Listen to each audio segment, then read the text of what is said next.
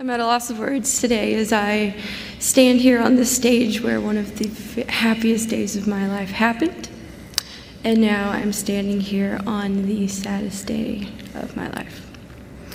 I'm amazed at the kindness and love we have felt from our community and our family. I truly believe we would not be here today without the many prayers, casseroles, and hugs from so many of you. And the coming days will not be easy, and they may not get better anytime soon. But I'm left with the knowledge that our God will never leave us, nor put us through something we can't handle.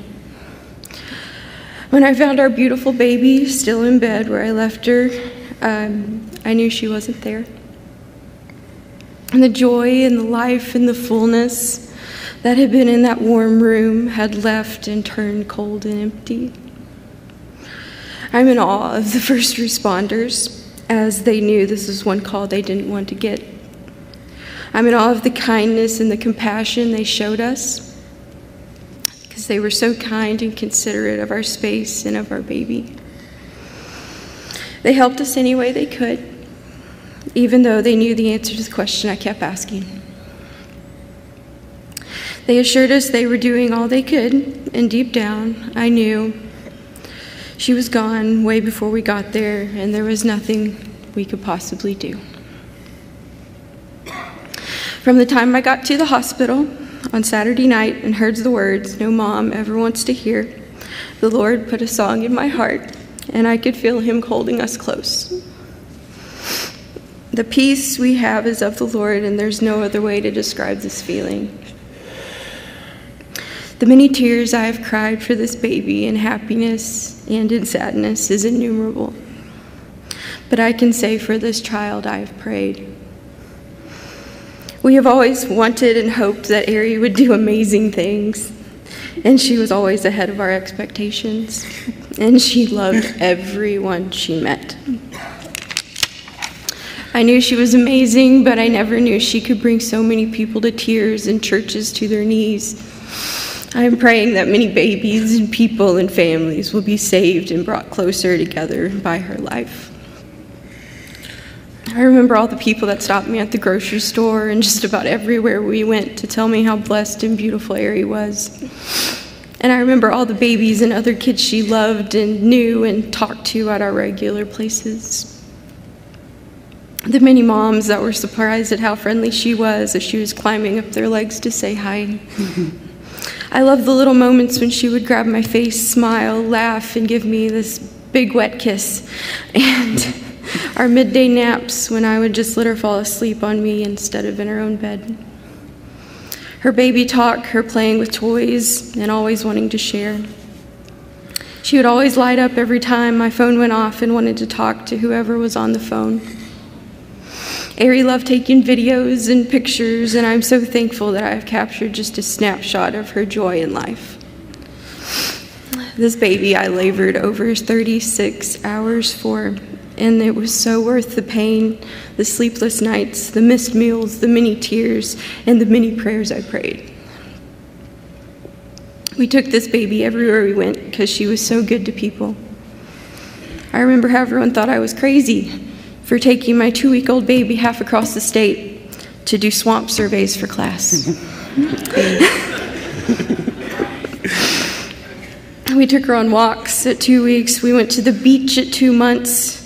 We took her to wildlife conferences, to school, to Daddy's work, to Disney World. She got to ride boats and drive Daddy's car.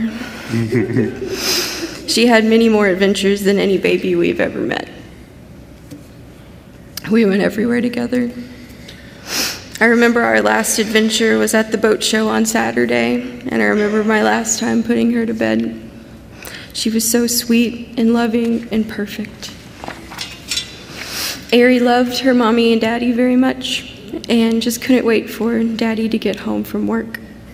She would check the door a few times a day just to make sure she didn't miss him.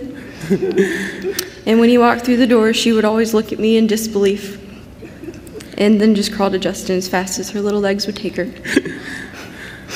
She would give him hugs and kisses and show so much love.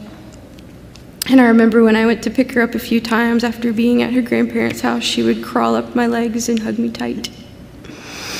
I remember the first time she said, "Mum, Mum," and the first time she said, "Dad, Dad," even though she said "Dad, Dad" to everything. We shared mini bananas, yogurt, baby snacks, and toys all day long. We checked the mail, we went shopping, we walked around the neighborhood together. I rocked her, I fed her, I sang her to sleep almost every night. And from the first time I saw her to the last time, I knew we would have to say goodbye someday. But I never knew that day would come so fast. I was so excited for all of her first. The first time she rolled over, her first word, her first kiss, the first time she crawled and got her first tooth, and the first time she took her little baby steps. I remember our last moments as she was sleepy and snuggly in my sweet little airy bubbins. And through it all, God is sovereign, and I will always be Aries' mum.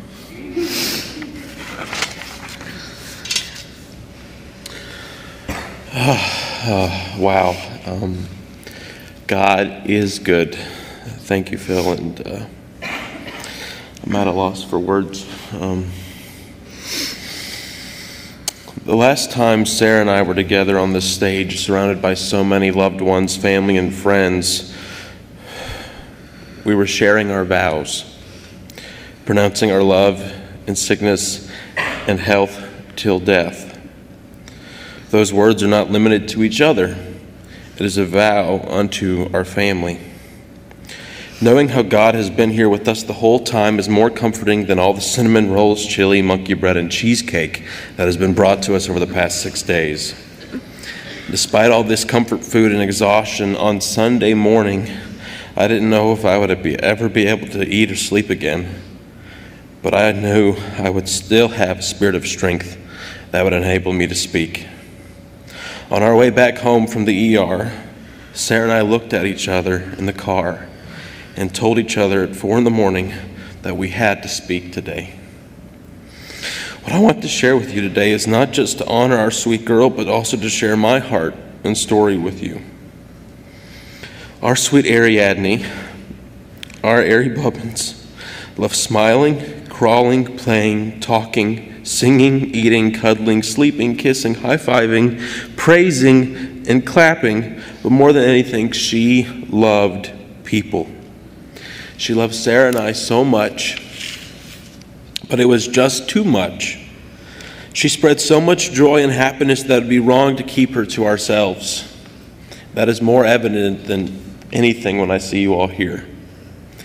We never hesitated to let her tap a stranger on the shoulder in the grocery store just to share a smile. She would crawl all over the foyer of the church just to say hello and smile with people. When in the church nursery or kiddie area at the doctor's office, other kids would be shocked and dumbfounded when this precious little girl would come up to them, smile, and begin talking, or wanted to share toys and laugh. She loved people, but she especially loved her father. It isn't hard for our family or Sarah to even admit that Ari was a little daddy's girl. All she could say every day for her last 3 months here was, "Dad, Dad, Dad, Dad, Dad." She would say it when she was at her Glammy's house.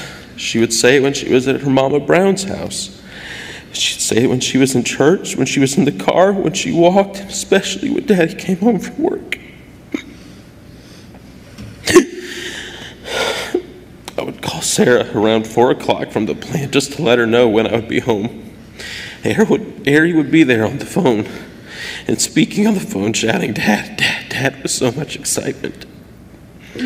Just her voice would melt my heart. I would get so excited to come home.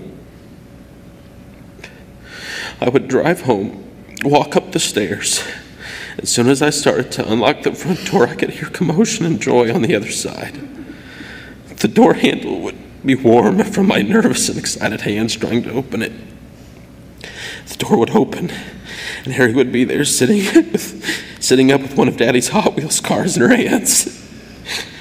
And she would say, "Dad, Dad, Dad, and I would drop my coat, my computer bag, my lunchbox, and all the stress and thoughts of the day, lay down on the floor just so she could tackle me and shower me with her love, pats, hugs, and kisses.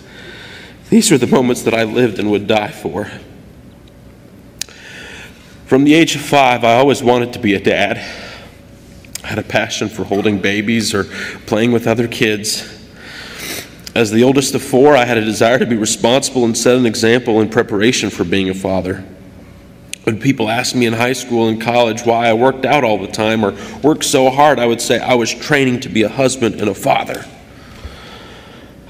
I traveled the country sharing stories of fathers and a desire to love and encourage fathers. I looked to my father for wisdom in his actions and words. I looked to my friends' dads and their actions and words. I sought the counsel of older and wiser men. I read the books and stories of fathers all over. I looked in so many places but was afraid to look to God the Father. I was afraid to look to Him and His actions and learn what it meant to be a dad from Him. Abba, Avinu Malkeinu, was willing to let His child go. God, the perfect Father, was willing to let His one and only child go and die. I know what that means now. I was and am Ari's father, but I was not her first or last father. God was willing to give up His child, and I couldn't imagine the thought of losing mine. Starting around 6 weeks ago, I would pick Ari up when I'd go home from work after playing with her on the carpet. She would continue saying, "Dadden, Dadden, Dadden," but then look at me as if she was somewhat disappointed. She would look around and keep saying it. I didn't know it then, but I know it now that she was seeking and talking to her Father, her perfect and loving Father, the Father who carefully and wonderfully made her in her mother's womb. The Father who loved her and formed her was there with her all the time, and He was especially there when she no longer was. She was a daddy's girl. Her dad, our dad, was there when I delivered Ari into this world at the hospital when she had her first breath. He was there when she took her last. As horrible and traumatic as Saturday, February 16, 2019 was, our Father was there. Friday the 15th was my birthday, as most of you may know. I felt sick that day and essentially stayed home with Ari and Sarah the whole day, and our Father was there. On Saturday night, when we put her to bed with the same routine at the same time with the same jammies, our Father was there. While she was asleep, my wife and I had a wonderful night making lemon blueberry cheesecake for my family's birthday party the next day.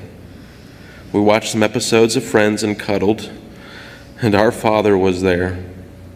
When I was listening to Tennessee getting crushed by Kentucky, I turned it off after only 5 minutes in and began to spend more time with my wife, and our Father was there. If Tennessee had been winning that night, I would not have spent the special time we did that night with my wife. When Sarah went to check on Ari that night, our Father was there. When Sarah screamed and we began to try and bring her back, our Father was there. On our way to the ER and in room 1, our Father was there. As strange as it sounds, that night and early morning was beautiful. Sarah and I are comforted knowing that there was nothing we could have done differently. We weren't sleeping in the crib with her. There was no loose blankets in the crib, no loose bedding or bumpers. She went to sleep in the same position with the same bedtime lullaby, the same bedtime cuddles, the same kisses she always had. She never cried. There was no pain and no suffering. If we are blessed with more children, we are comforted knowing that we will not need to parent any differently. When we found Ari, she had been gone for hours. We cannot look back and think we could have saved her or we could have done anything differently. Our Father called her and she answered.